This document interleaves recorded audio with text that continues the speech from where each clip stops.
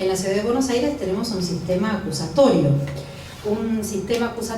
que fue sancionado, promulgado y publicado allá por mayo, junio del año 2007, y una de las principales características de este sistema es que, a diferencia del sistema nacional o federal, son los fiscales quienes investigamos los casos desde el inicio de las investigaciones. Nos llegan a nosotros las denuncias e inmediatamente llevamos el caso, lo investigamos hasta llevarlo al juicio oral. Hay una etapa preparatoria en la que recolectamos en forma absolutamente desformalizada la evidencia o la prueba y después la llevamos al juicio para que el juez entienda nuestra teoría del caso y todas las pruebas que fuimos recolectando a lo largo de la investigación para comprobar este hecho. El juez es un juez netamente de garantías y lógicamente es el juez quien va a ser quien ordene estos actos que también en el ámbito nacional ellos los ordenan, como es, por ejemplo, un allanamiento, una intervención telefónica, este tipo de, digamos, de actos o de pruebas, de medios probatorios. El fiscal es quien se lo solicita al juez para que se lleve a cabo, no lo puede hacer el fiscal por sí solo, pero quien conduce la investigación desde el inicio hasta el final somos los fiscales y el juez siempre vela por la garantía del proceso.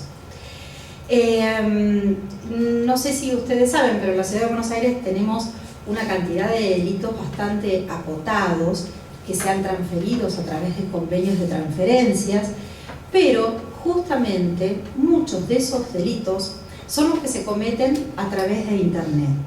Hoy en día, en realidad, si nos ponemos a pensar, el 85-90% de los delitos se cometen no a través de Internet, pero sí se utiliza algún medio tecnológico donde se deja alguna huella. Hasta en un homicidio, seguramente cuando vamos a investigar un homicidio, vamos a ir a ver qué es lo que esa persona escribió en el Facebook, lo último que escribió, o a quién le remitió le mandó algún mail o algún mensaje de texto y demás. Es decir, que en cualquier ámbito de investigación penal es muy común hoy apelar a la prueba informática, más allá que el delito no sea en sí informático, ¿no? En el año 2012, el 15 de noviembre del año 2012, se crea la Fiscalía Especializada en Delitos Informáticos. Esto se hace a través de una resolución del fiscal general, en donde a través de una propuesta que hicimos un equipo de trabajo fundamentando la necesidad de que estos delitos se investiguen en forma especializada, justamente, es que el fiscal general saca una resolución en el año 2012, pero como prueba piloto por un año, y nos dice: bueno, se crea esta Fiscalía Especializada en Delitos Informáticos para investigar los delitos que son propiamente informáticos, como puede ser el daño informático, que está subsumido en el artículo 183 y 184 del Código Penal, y los delitos que se cometen a través de Internet, que por su complejidad o por su dificultad en individualizar a los autores, requiere de una investigación especializada. Por ejemplo, la pornografía infantil. Claro que esta prueba piloto al año se convirtió en Fiscalía Especializada definitiva, porque la cantidad de casos que han ingresado durante un año, una cosa es cuando los casos ingresaban distribuidos entre las diferentes fiscalías, entonces quizás no se notaba tanto. El tema es que cuando todo empezó a ingresar e ingresa en una misma fiscalía, en una misma dependencia judicial, ahí empezamos a tomar conciencia de que el trabajo y de que la propuesta de trabajo que habíamos hecho era la correcta, era la adecuada. A estas investigaciones había que darle una especialización, una problemática que debía ser abordada en forma particular. No podíamos investigar una amenaza, que tenemos millones de amenazas, con una causa de pornografía infantil. Y ahora les voy a explicar por qué. ¿Cuáles fueron los motivos por los cuales fundamentamos una necesidad de especializar la investigación de los delitos informáticos? Primero que íbamos evaluando la cantidad de casos que iban ingresando al sistema, que se cometían a través de Internet o que eran delitos informáticos propiamente dichos. Y segundo, en segunda instancia, pensamos que era muy importante que esto esté realmente centralizado en un solo fiscal y no en varios fiscales. Porque, como les decía, no es lo mismo investigar una pornografía infantil que a lo mejor un daño común. Entonces, lo que nos ocurría era que nos dábamos cuenta los fiscales es que necesitábamos realmente entrenarnos y estudiar muy a fondo para investigar este tipo de investigaciones y sobre todo para que estas investigaciones tengan un resultado realmente eficiente y eficaz. Cuando comenzamos durante este primer año a poner en marcha esta prueba piloto, nos dimos cuenta que no solamente esta problemática requería hacernos cargo estrictamente de lo que eran las investigaciones en sí. Vieron como en nación o en federal, en un juzgado se investiga, en una fiscalía el fiscal propone ciertas y determinadas medidas. Bueno, en el ámbito de la fiscalía, del equipo especializado, no nos podíamos quedar únicamente con capacitarnos acerca de cómo investigar este tipo de delitos, porque nos dimos cuenta que tenía un alcance que era superador, un alcance a nivel internacional también, y ahora les voy a explicar por qué. Entonces, como metas nos propusimos las que ustedes ven acá: investigar lógicamente los delitos como pornografía infantil, daño informático, amenazas o hostigamientos graves cometidos a través de Internet, grooming. Todos estos delitos están específicamente determinados en la resolución 501. Coordinar criterios y estrategias de investigación adecuadas con las fuerzas de seguridad especializadas. Nosotros como Fiscalía, como equipo fiscal, no seríamos y no podríamos hacer nada si no tuviéramos fuerzas de investigación que tengan las herramientas necesarias para recolectar la evidencia digital. Entonces nos valemos y trabajamos en forma conjunta, porque realmente es un equipo de trabajo con cada una de las fuerzas de seguridad. Y lo hacemos con Policía Federal, lo hacemos con el área de telemática de la Policía Metropolitana, y en el ámbito del Ministerio Público Fiscal de la Ciudad Autónoma de Buenos Aires contamos con el Cuerpo de Investigaciones Judiciales. Es como si fuera la Policía Judicial. Cada una de estas áreas, los agentes, el personal policial que interviene en estas áreas especializadas son técnicos y especialistas en recolectar toda la prueba digital. Y para esto tienen también herramientas de última generación. Es decir, nos llega un caso de pornografía infantil y nosotros lo que hacíamos, ahora ya lo tenemos aceitados porque tenemos protocolos de trabajo para investigar, por ejemplo, la pornografía infantil, pero nos llegaba un caso y yo llamaba a personal policial de cualquiera de las fuerzas de seguridad. Nosotros las distribuimos entre los tres sin ningún tipo de preferencia, sino como para distribuir el trabajo más equitativamente y tener una respuesta por parte de cada una de las fuerzas.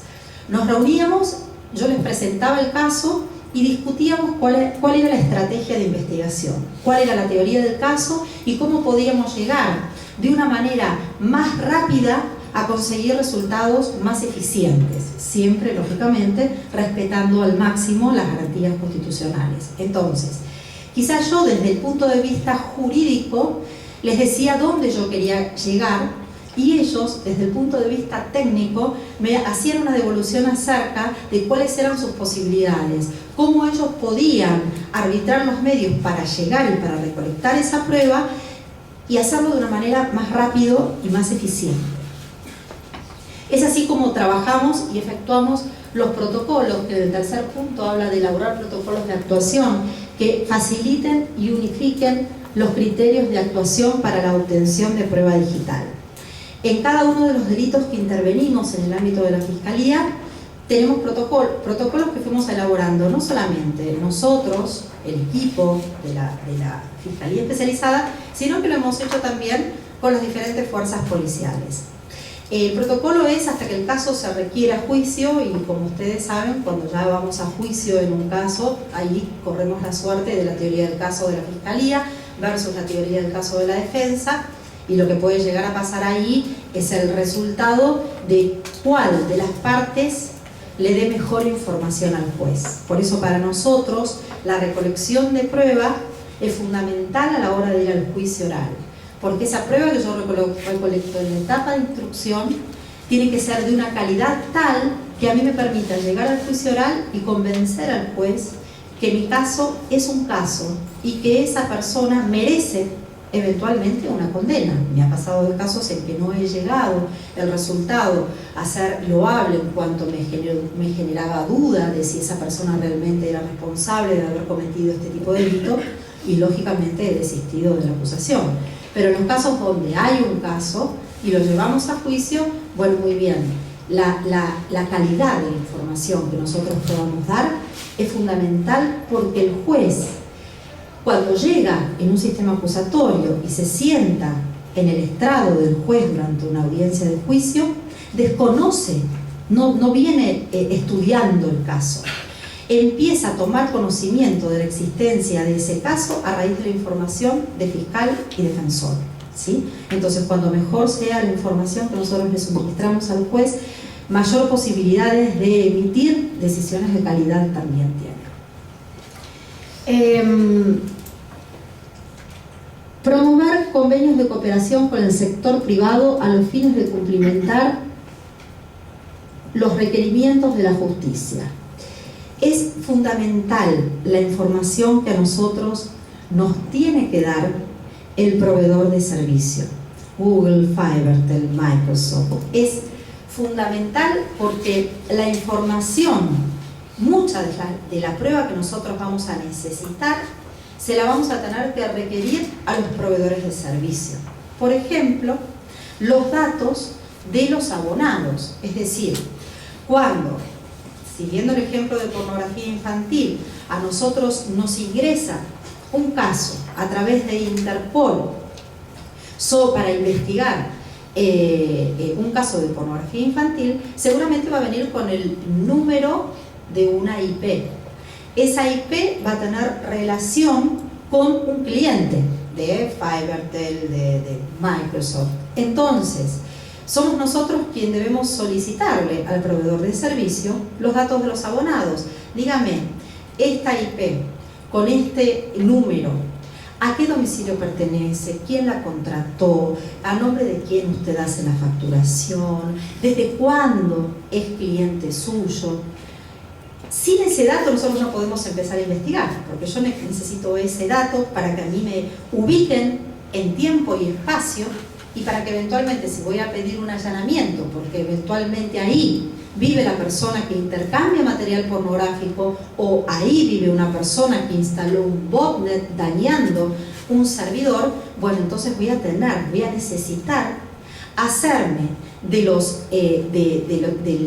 la computadora, digamos, de los datos que se encuentran en un sistema informático dentro del domicilio de esa persona, y no lo puedo hacer si no pido un allanamiento, ¿sí?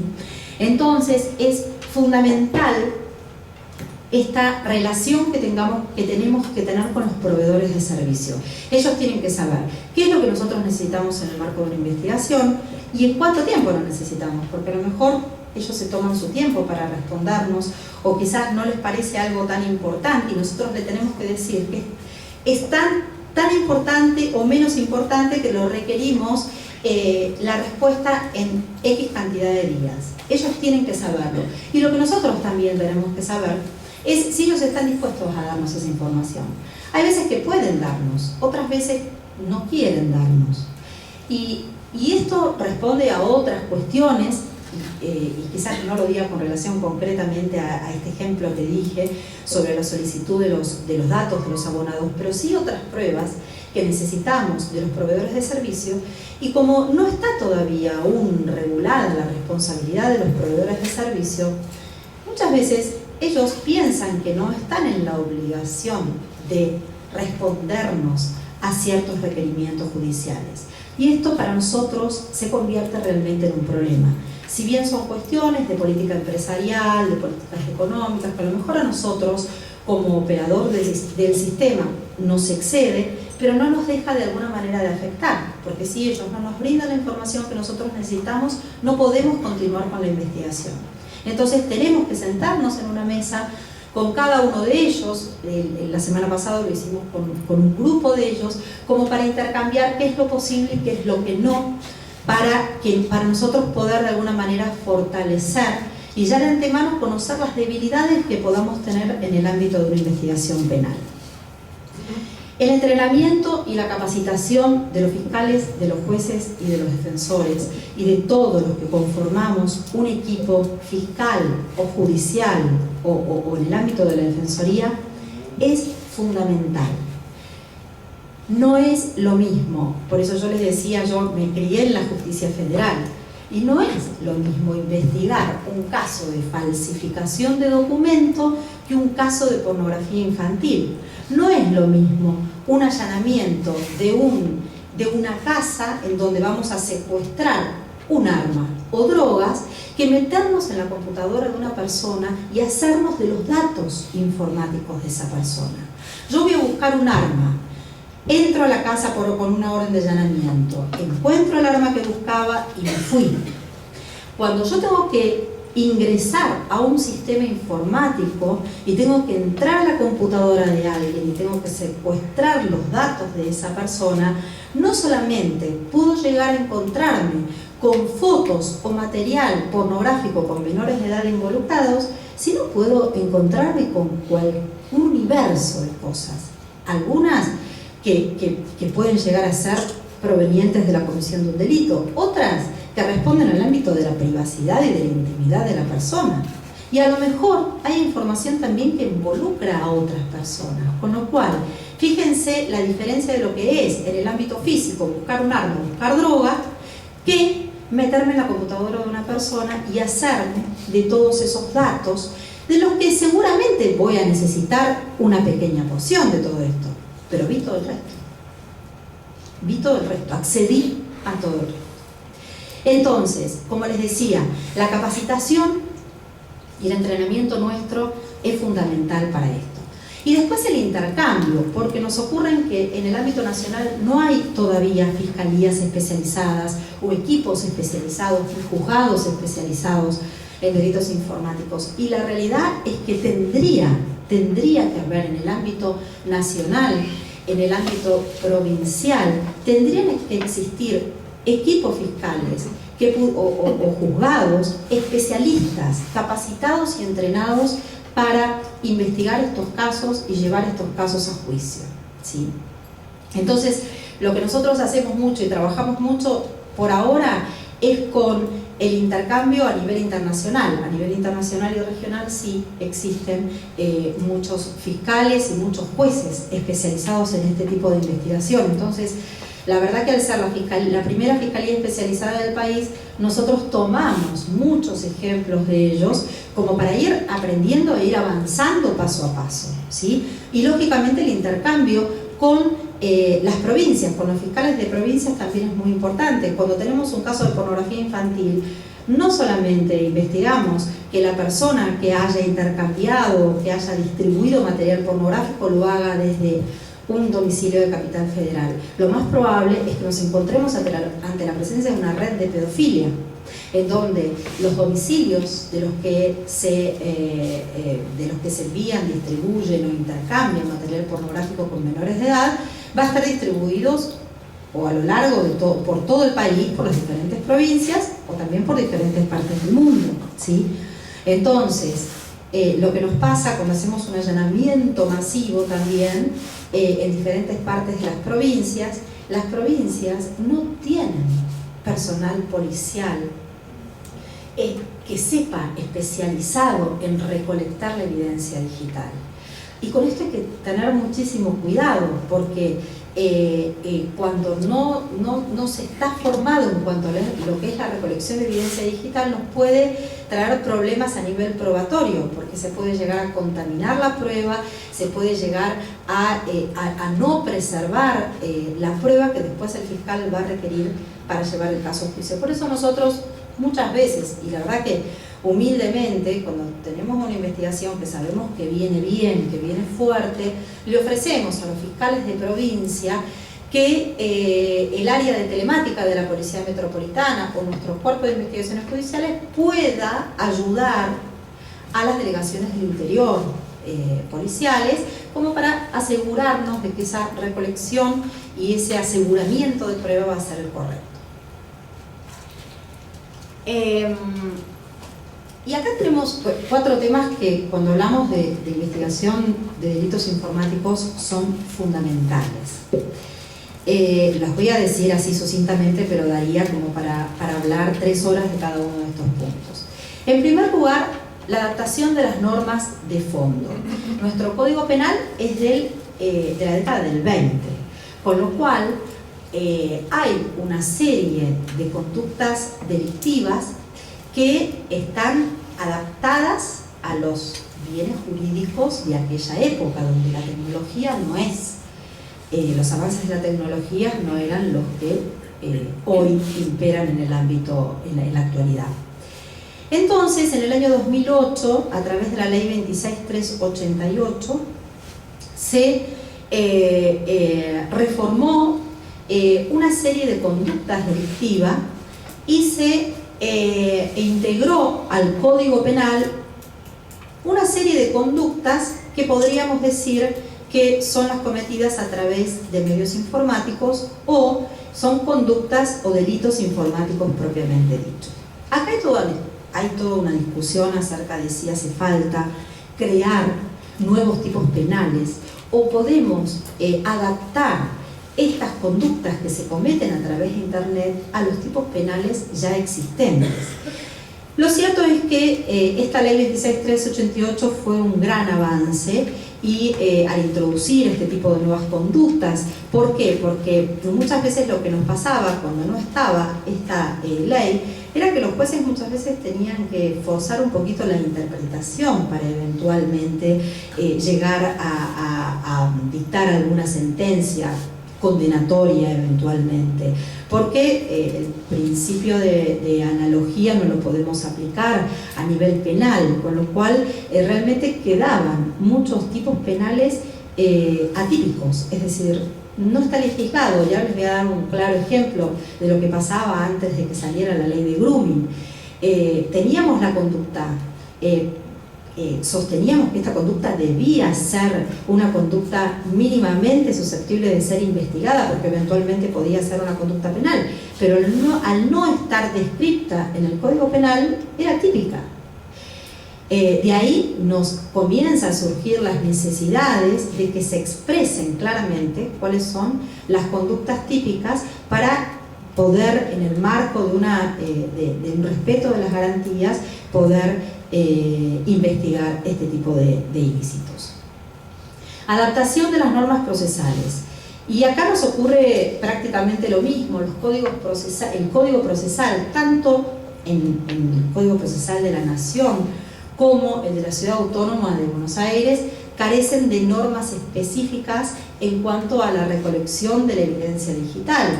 Cuando ustedes leen el Código Procesal Penal de ciudad, el local y el nacional, el de nación, nos vamos a encontrar con que el allanamiento es a lugares físicos, ¿sí? El secuestro y el registro es de cosas tangibles, de cosas físicas, pero no hace una específica referencia al secuestro de datos informáticos o a la información que está almacenada en los dispositivos de almacenamiento informático, con lo cual lo que hacemos los fiscales y los jueces es valernos del principio de libertad probatoria, pero ojo, porque el principio de libertad probatoria no se lo puede tirar de una manera tal que vaya en desmedro de las garantías constitucionales, razón por la cual necesitamos que también nuestros códigos procesales penales se adapten a la realidad tecnológica que hoy impera. Y reitero, no estamos hablando de 4, 5, 6 delitos informáticos propiamente dichos. Vamos a investigar, seguramente cada vez, a medida que pasa el tiempo, cada vez va a ser mayor la cantidad de delitos que investiguemos que no son informáticos, pero que necesitemos recolectar prueba digital, evidencia digital. Lógicamente que no podemos, bajo ningún punto de vista, hablar de delitos informáticos sin hacer referencia o darle un foco desde el ámbito internacional, porque la verdad que hoy Internet, pasa las fronteras y de alguna manera necesitamos que esto tenga, o debemos hacerlo así, que esto tenga un alcance importante internacional. Varios países que habían tenido investigaciones de este tipo y que conforme son integrantes del Consejo de Europa fueron quienes allá por el año 2001, ¿no? Comenzaron a discutir o a tratar de prever y afianzar una política penal común para enfrentar esta problemática de delitos que se cometen a través de Internet. Así nace la Convención de Budapest. La Convención de Budapest, que cada vez son más los miembros de los países, digamos, que integran y que están adheridos a esta convención. De hecho, Argentina fue invitada, y uno de los requisitos fundamentales para ser parte de para adherir a esta convención y al Consejo es la adaptación de nuestros códigos penales y de nuestras normas procesales a lo que es la Convención de Budapest, que los invito, si a alguno le interesa el tema y profundizar acerca de los delitos y de la investigación de los delitos informáticos, cuál sería, digamos, el parámetro que nosotros tendríamos que utilizar como para reformar nuestros códigos. Si bien lo cierto es que hoy todavía no somos parte y hemos sido invitados, esto no impide, en el mientras tanto, y mientras que se lleven a cabo las tratativas entre los países para nosotros sí poder ser parte, esto no impide que de alguna manera tomemos ese ejemplo como referencia para intentar reformar los códigos penales y procesales. De hecho, hubo una reforma en el año 2011 del que fue integrante el doctor Sáenz, que mañana va a exponer y él seguramente les va a contar, y la verdad que era una reforma sumamente interesante que se adaptaba realmente a la Convención de Budapest, y eso a nosotros, llegado el caso, si se llega a aprobar, nos facilitaría muchísimo las investigaciones de este tipo de delitos. Fortalecer mecanismos de cooperación internacional es el tercer desafío, digamos. ¿Esto por qué? Porque hoy tenemos un autor de un hecho que se encuentra en la Argentina, pero a lo mejor los efectos se cometen en Londres y el servidor se encuentra en Estados Unidos, ¿sí? Entonces, lo que vamos a requerir frente a esta posibilidad de que nos ocurren a diarios en las investigaciones o mismo en las redes de pedofilia, tenemos casos, la mayoría de los casos que investigo en el ámbito de la Fiscalía son redes con un alcance realmente internacional. ¿Qué es lo que necesitamos? Mecanismos de cooperación ágiles, fortalecer el ida y vuelta entre los diferentes países. ¿Por qué? Porque este tipo de delitos requieren la agilidad en el intercambio de información. Porque la información que tenemos acá es absolutamente volátil. Hoy está y mañana no está. Con lo cual tenemos que actuar en forma rápida, eficiente y colaborando y cooperando. Porque si estamos hablando de redes, estamos hablando que esto tiene un alcance internacional, estamos hablando que una misma red de pedófilos, de narcotraficantes, de lo que sea, están ubicados en diferentes partes del mundo. Bueno, muy bien. Entre todos los países tenemos que intercambiar la información lo más pronto posible para que esa investigación tenga un resultado eficiente y eficaz. Y por último, generar vínculos con las empresas proveedores de servicio, que es esto que yo les decía hace un ratito, esta necesidad de afianzar con Microsoft, con Fiverr, con todos los proveedores de servicio, que ellos también son quienes nos aportan un valor agregado y muy importante a las investigaciones en el día a día. Esta es la normativa a nivel nacional e internacional, que se las dije recientemente, la ley 26388, el convenio de ciberdelitos de Budapest. Esta es la estadística de ingresos de casos de delitos informáticos a nuestra fiscalía. Yo no sé si ustedes pueden ver bien de ahí, pero lo que ven en azul son los casos de pornografía infantil, es decir, que el 63%, pero fíjense, esto es desde noviembre del 2012 hasta noviembre del 2013, fue el periodo de la prueba piloto que yo les contaba. El 63% es de pornografía infantil. El resto de los porcentajes está distribuido entre daño informático, amenazas, hostigamientos, accesos ilegítimos, pero el fuerte de nuestras investigaciones es la pornografía infantil. Fíjense lo que nos pasa después. El Ministerio Público Fiscal, la cabeza del Ministerio de Fiscalía General, firma un convenio con Missing Children. NSMEC es Missing Children, ¿sí?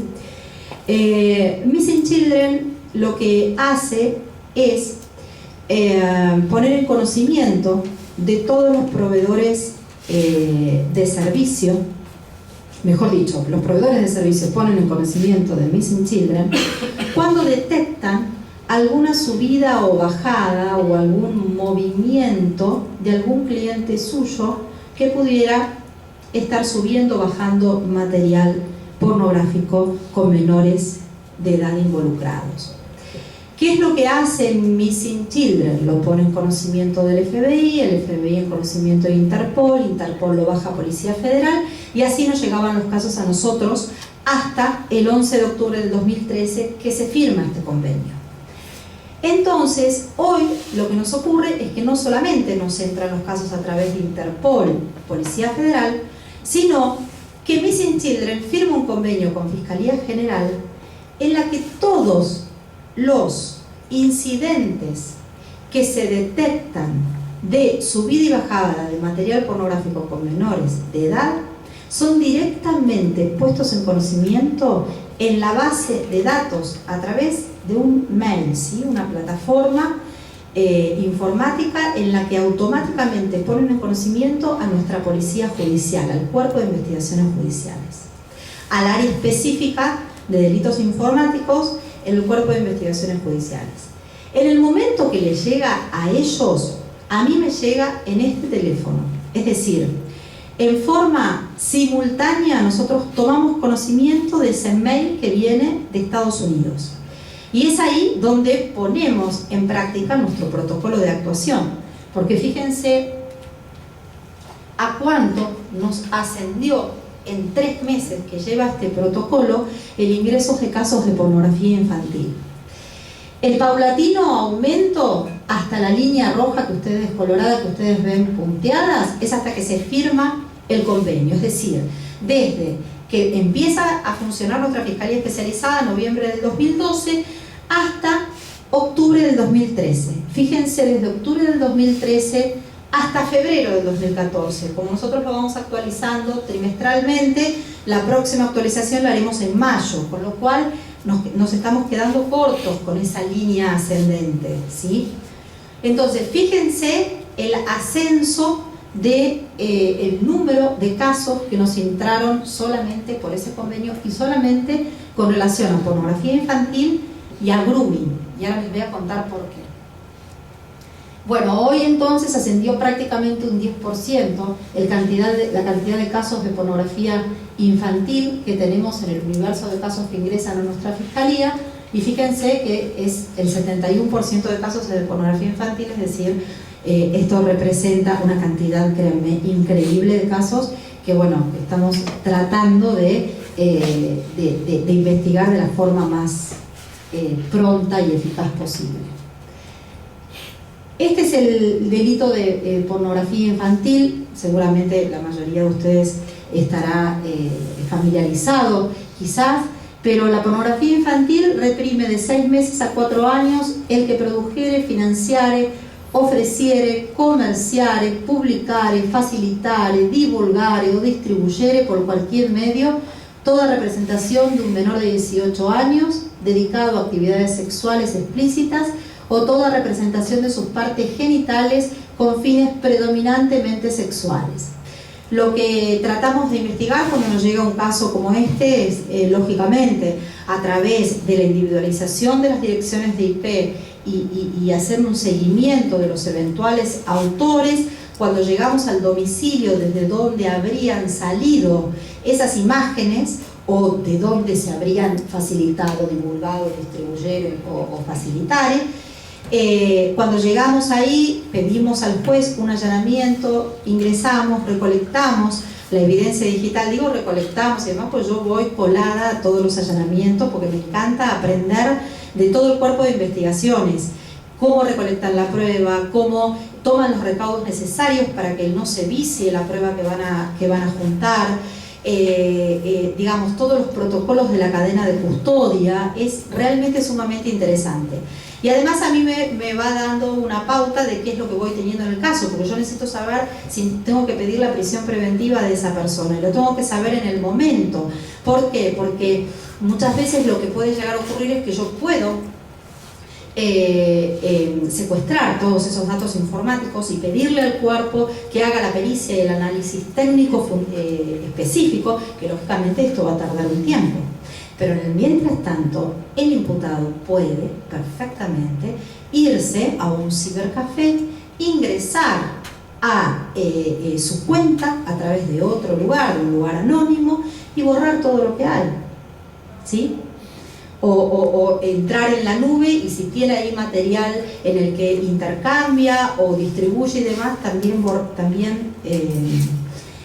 borrarlo, hacerlo desaparecer. Con lo cual, para él, esa posibilidad a mí me implica o me representa como fiscal una posibilidad de que entorpezca la investigación, ¿sí? Lo tengo expresamente establecido en el artículo 174 de nuestro Código Procesal de la Ciudad de Buenos Aires, y ese es uno de los motivos por los cuales yo en una audiencia oral y pública le pido al juez que al menos hasta que se lleve a cabo la pericia, hasta que se termine la pericia de esta persona, no esté en libertad. A veces me lo dan, otras veces no me lo dan, lógicamente, pero bueno, es el fundamento que nosotros hoy estamos utilizando. La segunda parte también reprime al que tuviera en su poder representaciones de las descritas en el párrafo anterior con fines inequívocos de distribución. Créanme lo difícil que es estos fines inequívocos que exige el código acerca de la tenencia. Nos ocurre a menudo entrar en la casa de una persona y que tenga, por ejemplo, cualquier cantidad de material pornográfico con menores de edad, con representaciones de menores de edad, pero que no podemos determinar si cometió algunos elementos normativos del tipo que figuran en el primer párrafo, pero tiene a lo mejor 34.000 imágenes. Entonces, como la mera tenencia no está tipificada en nuestro código, sino solo la tenencia sea con fines inequívocos de distribución, díganme cómo, de qué manera yo puedo probar estos fines inequívocos de distribución. Porque a lo mejor, no sé, es una persona que colecciona este tipo de material solamente para una satisfacción personal y no molesta a nadie. ¿Dónde empiezan a aparecer estos indicios o estas posibilidades que quizás nos permita a nosotros como fiscales tipificar esta conducta? La semana pasada fuimos a un allanamiento en el que esta persona tenía en una carpeta mis documentos dentro de su computadora, es decir, no podíamos comprobar que la estaba facilitando a través de un programa iDonkey, ni que la había distribuido, ni que estaba en la nube. La tenía guardadita ahí, la colección de todos esas fotos y esos vídeos con menores de edad. Claro que, y por eso a mí me gustan los allanamientos, porque uno empieza a ver un poquito más cómo vive esa persona, dónde vive, con quién vive. Nos llevamos una sorpresa muy grande de quiénes son realmente las personas que llevan a cabo estas conductas, porque no necesariamente son personas que responden a un determinado modo de vida. La verdad que nos hemos encontrado con padres de familia, con con abuelos que viven en casa con sus nietos chiquititos, pero esto es así. Y lo que nos pasó la semana pasada con esta última parte de la segunda parte del artículo 128 es que empezamos a observar que había cualquier cantidad de CD en el escritorio, ¿no? En la biblioteca del escritorio donde estaba la computadora, donde, digamos, era el lugar de trabajo de esa persona. Cuando comenzamos a investigar un poquito acerca del contenido de ese CD, eran 90 CD con un contenido de la misma película, otros 100 CD con otro contenido de otra película, pero eran 100 CD repetidos. Entonces decíamos, bueno, esto podría eventualmente entonces ser un indicio de que esta persona no iba a tener 200 CD con la misma película para él, sino que eventualmente, y junto con otras pruebas que hemos recolectado ahí, como anotaciones y digamos con movimiento de dinero y demás, que esto podría llegar a ser con fines inequívocos de distribución. Esto es, créanme, y lo tomamos, todo el equipo fiscal lo tomamos con una responsabilidad muy, pero muy grande, pero es hacer camino al andar. Es decir, a medida que nos vamos interiorizando y que nos vamos encontrando con situaciones nuevas, y de ahí la necesidad de que esta problemática sea abordada en forma específica y no con una serie de otros delitos que no tienen nada que ver con la informática, es lo que nos permite tomar de a poco, paso a paso, ciertas decisiones con buenos resultados cuando lo tenemos que someter a un control judicial, y siempre dentro del marco de la ley que hoy tenemos, ¿sí? Entiendo que si hoy tuviéramos una ley procesal con ciertas cuestiones expresamente previstas, podríamos quizás poder avanzar un poco más, siempre respetando las garantías constitucionales, lógicamente, ¿sí?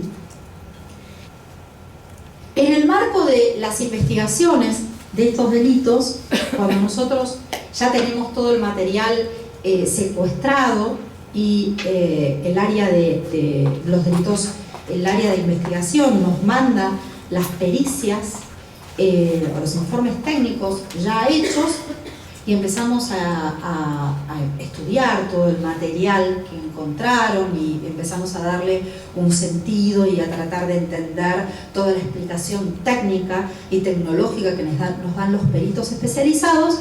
Es el momento de reunirnos otra vez con los peritos, muchas veces a explicarle de dónde sacaron esto, cómo lo sacaron y qué quiere decir. O sea, nosotros somos abogados y la parte jurídica la podemos manejar sin ningún tipo de problema, y procesal también, pero hay ciertos detalles del tecnicismo, de lo que es específico, digamos, de los técnicos, que necesitamos saberlo. Y lo necesitamos saber porque yo lo tengo que ir a exponer en forma oral al juicio. Y yo le tengo que explicar de la mejor manera al juez que tengo ahí enfrente cómo se llegó a esa prueba y cómo traduzco y cómo adapto esa fundamentación tecnológica a lo jurídico. Y muchas veces, en el ida y vuelta, con el equipo interdisciplinario, con el equipo tecnológico, nos damos cuenta que del estudio de la información secuestrada aparecen casos que podrían llegar a encuadrar dentro de lo que hoy, por suerte, podemos encuadrar, más allá de los reparos y de las críticas que le podemos hacer a esa nueva ley de grooming, casos que podíamos encuadrar en grooming. ¿Qué es el grooming? Conductas que consisten en el acoso o seducción de un menor para obtener algún tipo de gratificación sexual o imágenes sexuales del menor, o bien como antesala de un posible encuentro personal con la víctima. Déjenme decirles cómo en la práctica funciona esta definición tan teórica, digamos. Pero en la práctica funciona así. Nosotros estamos ante la presencia de charlas por chat o por mail que nos surgen de las pericias luego de hacer el allanamiento, en donde la primera etapa, el grooming por lo general, y esto es lo que, más allá de que muchos académicos dicen que esto es así, que realmente yo lo pude corroborar en la práctica que esto es así, que tiene 4 etapas el grooming. El grooming es, el groomer es una persona que es mayor de edad, por lo general, que se hace pasar por un menor en una red social y entonces en un sitio de internet. Entonces se presenta ante un menor de edad y empiezan a hacerse amigos, a intercambiar chat y a tratar de romper toda la barrera de desconfianza que pueda tener el menor con relación al mayor. Ese es el primer acercamiento que tiene el groomer con los chiquitos. Esto, de acuerdo a la experiencia que nosotros tenemos en la Fiscalía, la franja de edad es entre los 7, 8 años y 13 años de edad. Sí, porque ya los chicos de 14 en adelante ya están como más, nacieron con las nuevas tecnologías, entonces están en algunos casos más avivados con relación a esta gente.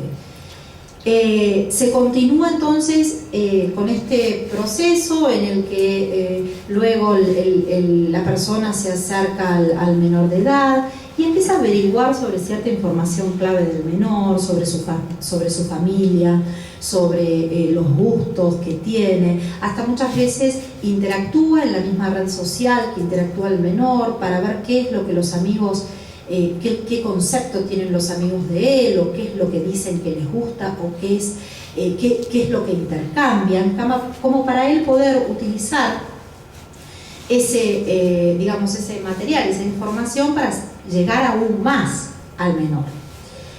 Y una tercera etapa en donde ya a través del empleo de ciertas tácticas ya se empiezan a detectar conversaciones vía chat con diálogos eróticos, ¿sí? Con diálogos eróticos, por lo general son conversaciones que se hacen a través de la webcam, en donde se le solicita al menor que se desnude, que se saque la remera, que se saque una fotografía y se la mande. Lógicamente ese material que consigue la persona muchas veces es introducido para compartir en una red entre pedófilos. Hay casos en los que se le solicita hasta que se masturbe a través de la webcam y le mande ese video. Doctora, perdón, sí. En ese momento al menor lo amenazan con que le cuento a tus padres. Y ahí vamos a la cuarta parte. Hay casos que terminan acá. Hay casos en los que terminan acá y el menor cayó y fue víctima de este abuso virtual, ¿sí? Pero hay casos que llegan a esta etapa y en donde se los amenaza o se los extorsiona diciéndoles que si el menor no continúa mandándole las fotografías que le requiere el autor del delito, se lo va a contar a su padre, se lo va a contar a su madre.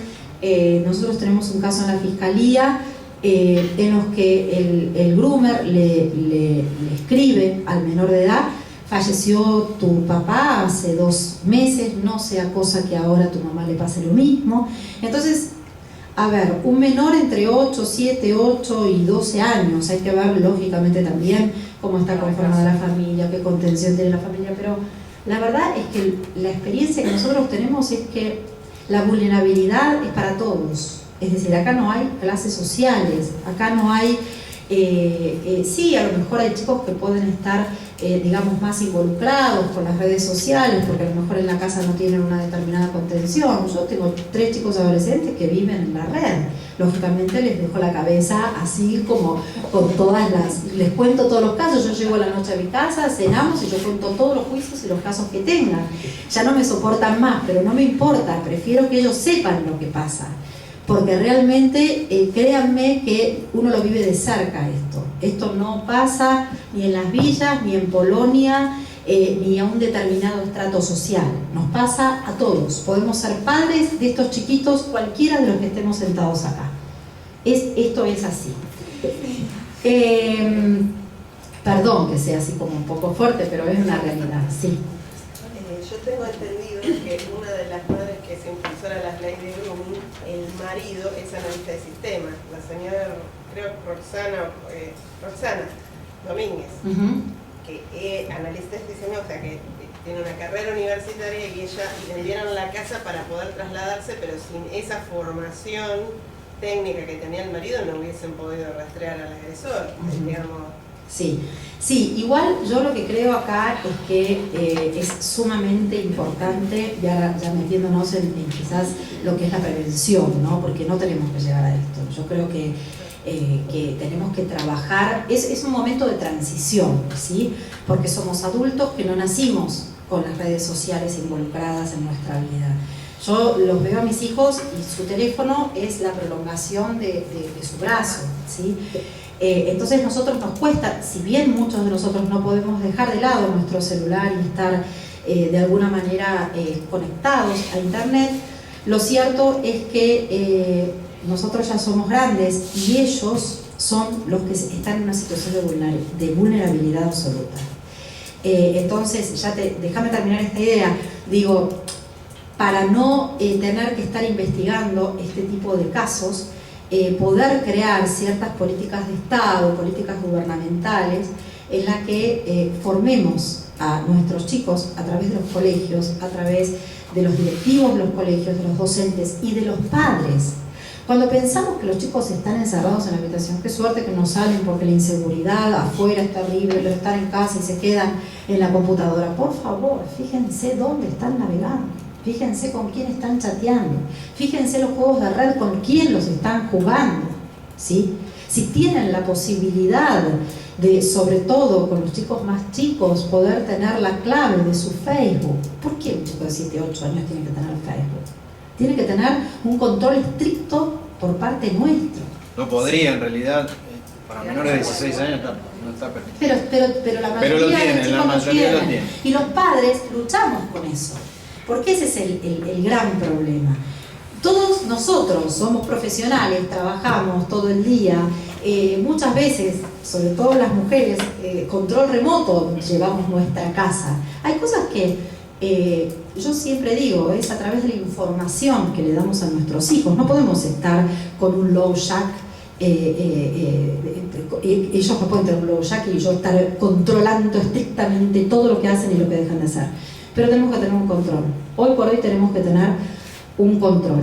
De hecho, nosotros lo que estamos haciendo, y esto también a nivel institucional, porque entendimos, este es uno de los motivos también por los cuales entendemos que no solamente tenemos que investigar los delitos informáticos, sino cuando yo tengo tantos casos de grooming y veo a los menores involucrados y veo a los padres desesperados que se enteran después de meses y en un caso 2 años de que el chiquito estaba siendo víctima de este tipo de delitos, no nos podemos quedar con, bueno, investigo los casos que me lleguen. No, hagamos algo para que no me lleguen más estos casos. Y siempre un granito de arena, ¿no? Esto no quiere decir que vaya a modificar las cosas demasiado, pero bueno, hemos logrado con un área del Ministerio de Educación, un área del Ministerio de Justicia, un área de la Defensoría del Pueblo de la Nación y otra de Ciudad, y nosotros, Ministerio Público de la Ciudad de Buenos Aires, conformamos un equipo de trabajo a través de una plataforma de colegios que visitamos. Tenemos una grilla de trabajo con el Consejo de Niños, Niñas y Adolescentes también. Tenemos una grilla de trabajos y visitamos en forma semanal, hicimos diferentes grupos de trabajo, los colegios, ¿sí? Entonces, son charlas que duran media hora. Nosotros hablamos media hora. Los debates que se arman con los chicos son realmente imperdibles, porque es un espacio para que ellos cuenten ciertas cosas. Realmente los chicos no tienen miedo porque nacieron con las redes sociales incorporadas a su vida. Entonces, esto que nosotros llamamos derecho a la intimidad, a la privacidad, ellos suben todas las fotos, saben, todo el mundo sabe de dónde se fue la familia de vacaciones, si están solos en la casa en ese momento. Entonces, bueno, sí. ¿De qué edad hablan? ¿A partir de qué edad? Nosotros el programa que estamos haciendo ahora es entre chicos de sexto grado y segundo año. Es, digamos que la franja que nosotros entendemos que hoy por hoy es más vulnerable. ¿Sí? Sí. Quisiera preguntarte, Sí, más sí. que nada, pero por un caso personal. Yo descubrí que mi hija tiene 9 años y tiene un iPod. Sí. Ella se bajó Instagram, entonces estaba usando la red y le descubrí mirándole el aparato. Cuando le descubrí le dije, ¿por qué hiciste esto? Si vos sabés que yo no te permito tener cuenta de Facebook, esto es una red, es peor Instagram, que no, pero no tiene nada de malo, estoy comercios. Lo peor de todo es que descubrí que padres del colegio eran amigos de mi hija. Eso no sabes cómo me desenfrenó y me llenó de bronca, y además no pude hablarlo, porque hay gente que ni siquiera de otras clases, que yo ni siquiera conozco. Sí. Directamente. ¿Y no lo planteaste en el ámbito de la dirección del colegio? No lo planteé, hablé con ella, pero el tema es que tengo que hablar con ella explícitamente de cosas que todavía para las que entiendo que no está preparada. Es como decirle que alguien puede abusarse de ella o que hay mayores en las redes.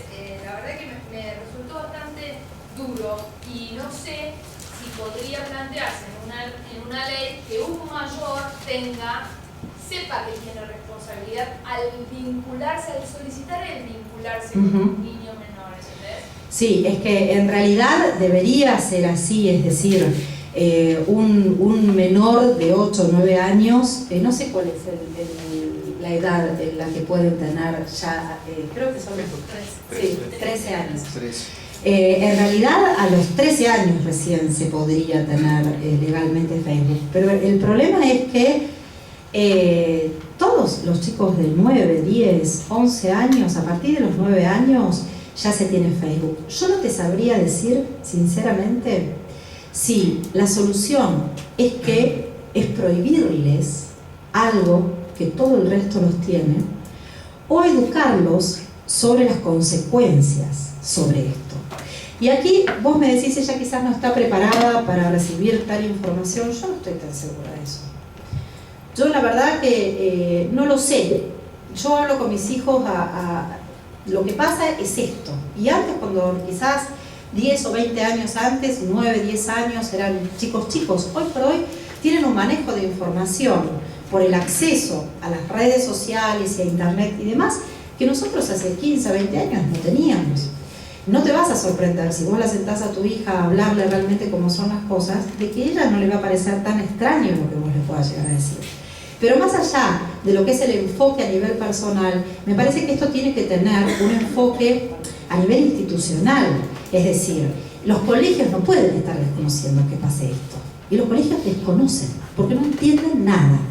O sea, con todo respeto lo digo esto, así como nosotros, yo hace unos años tampoco sabía cómo investigar este tipo de delitos, pero es una realidad, es un problema que hoy nos obliga a todos nosotros ponernos en tema, tanto desde el lugar en el que ocupamos profesional y laboralmente, como desde el cuidado y prevención para con nuestros hijos y para nosotros también, porque podemos ser víctimas no solamente hoy porque estamos hablando de pornografía infantil y de grooming, pero podemos ser víctimas de un fraude, podemos contestar un mail del supuesto Banco Ciudad del que nosotros somos clientes, y en realidad no es el Banco Ciudad que nos está mandando un mail, y nosotros lo respondimos y pusimos la clave de nuestras claves y toda la información y los datos privados que el supuesto banco del que nosotros somos clientes nos está pidiendo la información, y no lo es.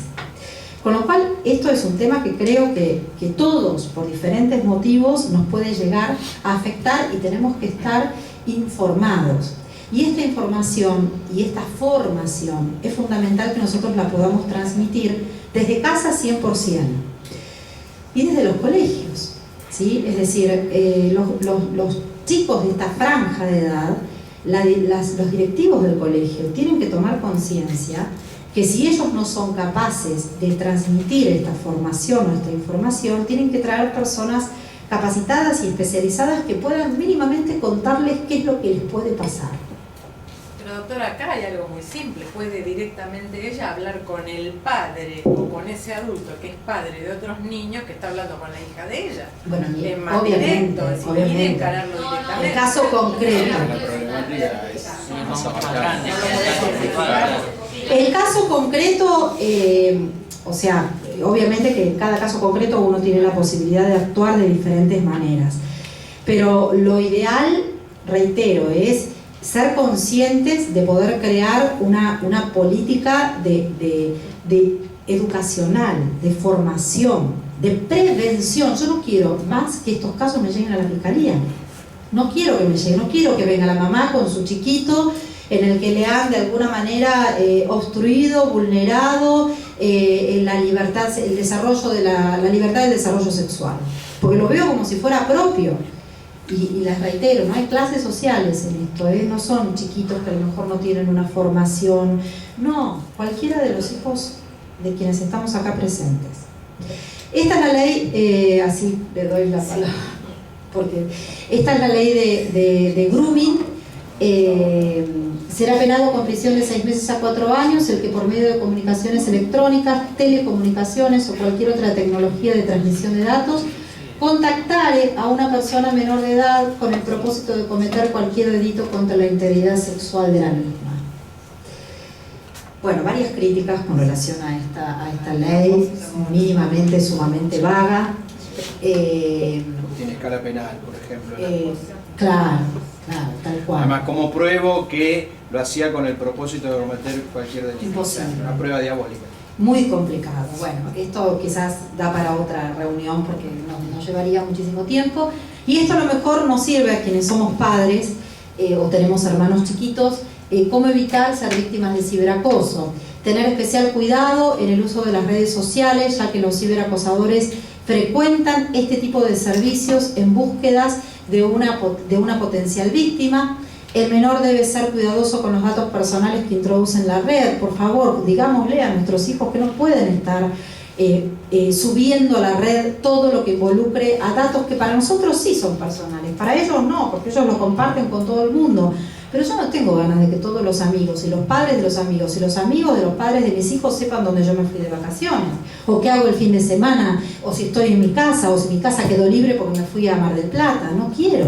Entonces eso se lo tenemos que decir a nuestros hijos.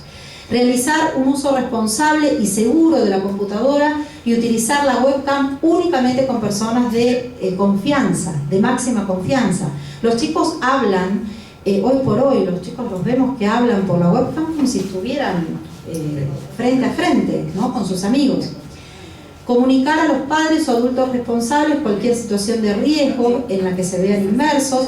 Por eso no me parece mal que vos esto lo puedas llegar eventualmente a plantear con el grupo de padres que forman parte y los que no forman parte, para alertarlos que sus hijos podrían estar ahí también. Charlar en las escuelas para informar a los alumnos los riesgos en la utilización de nuevas tecnologías. Es importante saber también dónde denunciar. Muchas veces nos dicen, ¿dónde denunciamos este tipo de situaciones? Bueno, en el ámbito de la Ciudad de Buenos Aires hay un sitio web que es www.fiscalías.gov.ar. Ahí hay una solapita, un icono, un link que lo lleva directamente a efectuar las denuncias sobre eventuales delitos informáticos que se cometan. Y nuestro blog de delitos informáticos es el que aparece aquí, por si ustedes quieren entrar y ver muchos artículos de interés que ponemos y jornadas de capacitación, intercambios de experiencia, en donde esto sí lo queremos compartir con toda la gente que realmente esté interesada en estudiar y profundizar cada vez más esta problemática. Nada más.